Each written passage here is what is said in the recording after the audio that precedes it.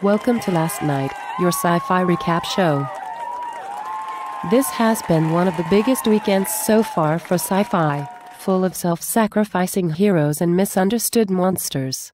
We've been treated, you might say, to not only the normal sci-fi shows but also a Sci-Fi Channel original movie called Chupacabra vs. the Alamo, starring Erik Estrada.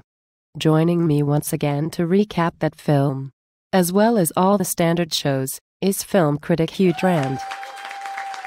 Welcome back, Huge. Thank you, Liv. So would you say this is the worst original film produced by the Sci-Fi Channel, or the best? I think this falls comfortably in the middle. It definitely has some of the worst green screen effects, with Erik Estrada riding his motorcycle through the streets.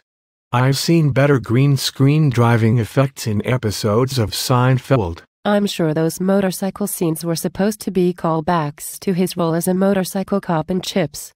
Punch has certainly gone too far this time, blowing up the Alamo like that. That's another thing. No one expected them to actually blow up the real Alamo, but could they have made it a little less obvious that they weren't? How difficult is it to build a fake Alamo and actually blow it up? And what was all that nonsense about a fake tunnel that no one had discovered in a century and a half that the tour guide just happened to find with 5 minutes? It opened up in the middle of a parking lot.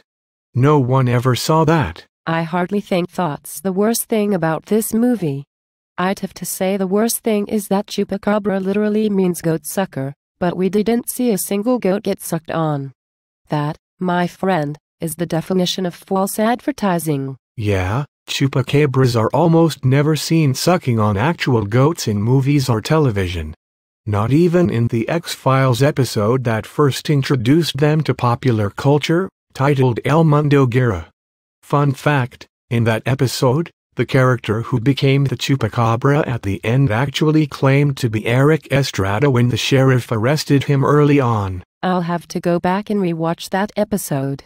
What did you think about the one girl who killed those chupacabras with an iron, a microwave, and an electric knife? Those have to be my favorite parts of the movie. She's lucky the iron was already turned on and heated up, of course, but she's like a blend of MacGyver and Kevin McCallister from the Home Alone movies. If there's ever a chupacabra apocalypse, she's who I'd want on my team. It's always the apocalypse that no one thinks about that gets you. Speaking of apocalypse and unexpectedness, who would have thought last night's episode of The Walking Dead would have made a hero out of the Merle, the character everybody loves to hate? You know what they say, Liv? There's a thin line between love and hate.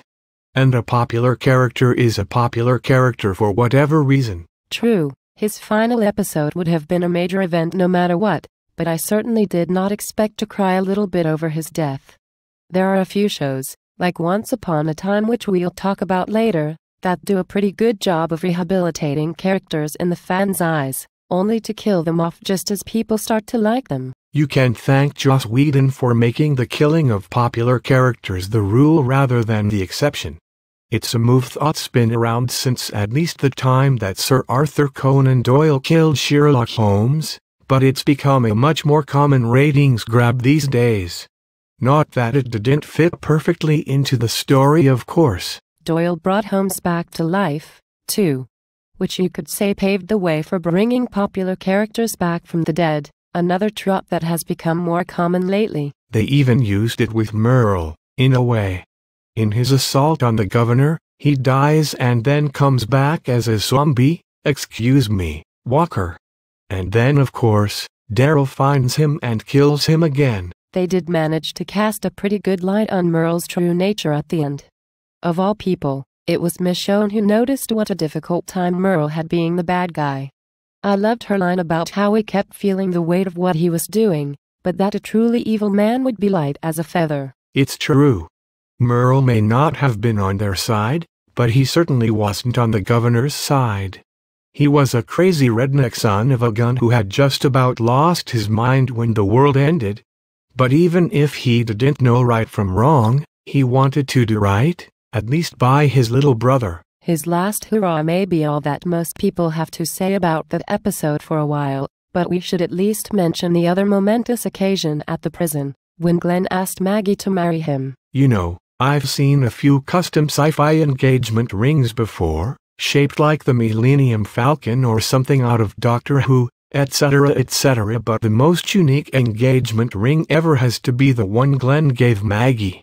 No one else ever will be able to say they cut it off a walker's hand. True. At the very least, it's safe to say he didn't go to Zared's. Okay, let's talk about Touch for a bit. I'd been sort of torn about whether to watch Touch or Grimm on Friday nights and catch the other one later, but after last Friday's episode, I'm hooked on Touch. Merle was not the only popular character who went out in a blaze of glory this weekend.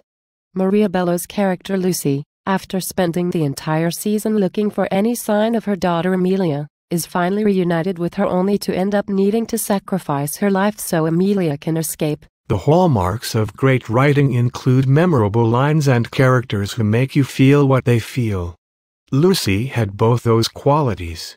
When she asked Amelia if there was any path where they escape and Amelia said no, Lucy didn't even hesitate when she asked if there was any path that would allow Amelia to escape by herself. Never underestimate the lengths a mother will go to protect her child. Oh, I don't think I will, and certainly not after she tortured Calvin a couple of episodes ago.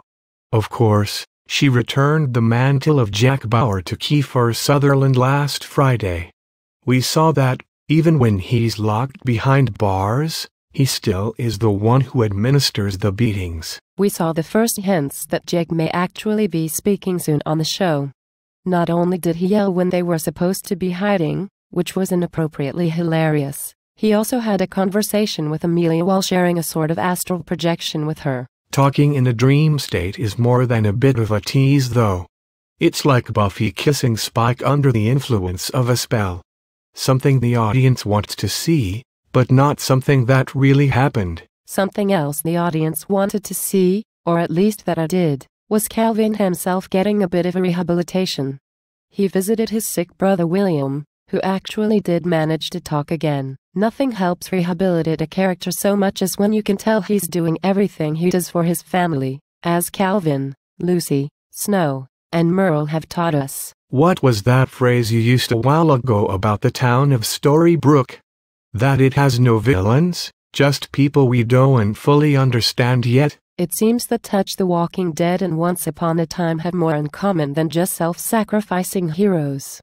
Speaking of which, August, also known as Pinocchio, gave his life to try and protect the people of Storybrooke. It wasn't exactly saving Geppetto from Monstro the Whale, but he did die trying to warn people that tomorrow was after the town's magic. So it seems Once Upon a Time has a new villain. So it seems. But remember, she is on the side of Greg Mendel, aka the Stranger, aka Owen.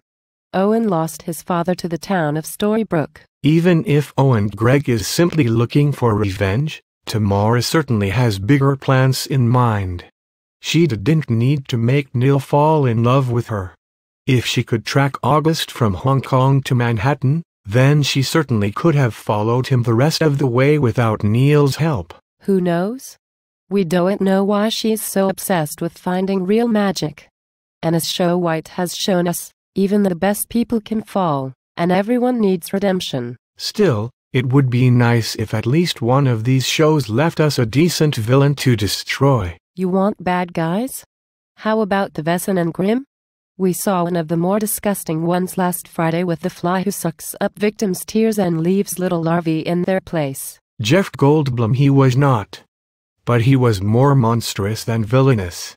A villain has nefarious plans that he hatches for the sake of a villainous.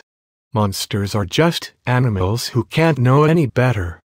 Killing them is like putting down rabid dogs. A lot of the Vesson on the show do fit your description of villain. That's true, but they were absent from last week's show. Grimm is the odd man out in this grouping of shows for another reason. It sprinkles myth arcs with monsters of the week. You can say that Once Upon a Time has monsters, or at least fairy tale characters, of the week, but they're only introduced to expand the already planet-sized mythology. The Walking Dead, of course, is all about the character arcs. and Touch is basically the same thing, only with the kind of underlying conspiracy that shows like 0 Hour wish they could maintain. Grimm though tries to be a mix of the X-Files and Buffy the Vampire Slayer, and the slightly less than quality writing doesn't quite make up for that. I think less than quality writing is a bit harsh. They do manage to present a fairly compelling universe after all.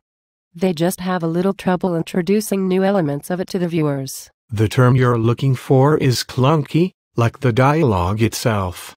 And it's so disjointed in transitioning from scene to scene. I wouldn't say it's as bad as Chupacabra's versus the Alamo, but of the 4 shows we had this weekend, I would definitely rank Grimm last. I can't disagree with you on that point. Thank you for joining me again. Always a pleasure. And thank all of you for watching last night.